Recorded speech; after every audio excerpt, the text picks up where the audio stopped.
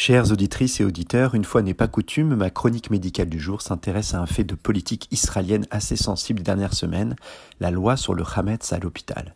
Étant donné qu'un sondage récent par une chaîne israélienne francophone donnait à 50-50 les partisans ou détracteurs de cette loi, un peu à l'image de ce qui se passe en Israël actuellement, je me garderai bien de donner mon opinion politique sur le sujet, de peur de perdre 50% de mes 10 auditeurs réguliers. Je me garderai bien aussi de vous proposer une étude de la loi juive sur le sujet, n'étant ni très religieux, ni très érudit moi-même.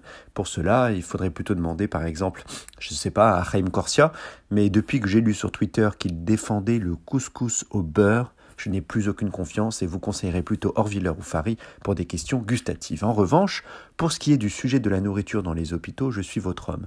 Mes 28 années passées à l'hôpital public ont fait de moi un expert du sujet et je ne compte plus mes gardes où le quignon de pain industriel, inodore et incolore de la PHP était le seul compagnon de mes intestins.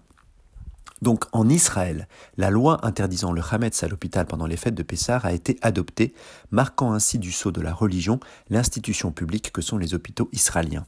Il faut toutefois préciser que cela fait des années que les hôpitaux ne servent pas de Hametz pendant Pessah, ce qui est assez logique pour un État juif. D'ailleurs, dans tous les pays du monde, la nourriture servie à l'hôpital reflète les traditions locales. Lorsque j'étais externe, par exemple, on servait systématiquement un ballon de vin rouge aux patients qui avaient l'habitude de boire du vin au repas, officiellement pour éviter le risque de sevrage. Donc en Israël, ce qui change, ce n'est pas de ne pas servir de pain pendant Pessah, c'est le fait d'interdire aux visiteurs et au personnel de pénétrer à l'hôpital avec du Hametz. Le projet de loi initial de la droite israélienne demandait à fouiller les gens à l'entrée de l'hôpital, mais ce point n'a pas été retenu. Finalement, la loi votée dit que les directeurs d'établissement ont le droit d'imposer l'interdiction, sans fouille personnelle, à condition de faire un affichage informatif et de l'inscrire dans le règlement intérieur et sur le site web destiné au public. Qui va donc être affecté par cette loi ? Eh bien, pas les patients assurément, car le pain ou les céréales au levain ne sont pas des aliments intéressants pour leur renutrition. Le pain blanc a un index glycémique très élevé et les céréales complètes apportent certes beaucoup de fibres, mais ce sont plutôt des nutriments à éviter dans certaines situations médicales, comme la préparation digestive avant un geste d'endoscopie ou de chirurgie abdominale.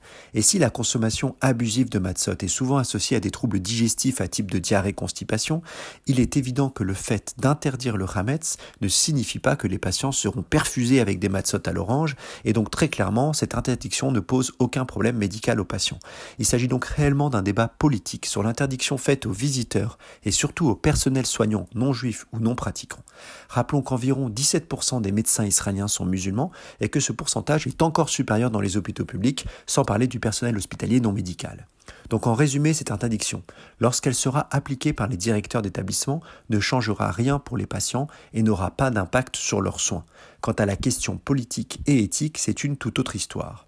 Mais la vraie question que je me pose, en bon Tunisien que je suis, c'est vont-ils interdire ou autoriser le riz ? Je vous remercie de votre écoute et je vous souhaite une excellente journée sur RCJ.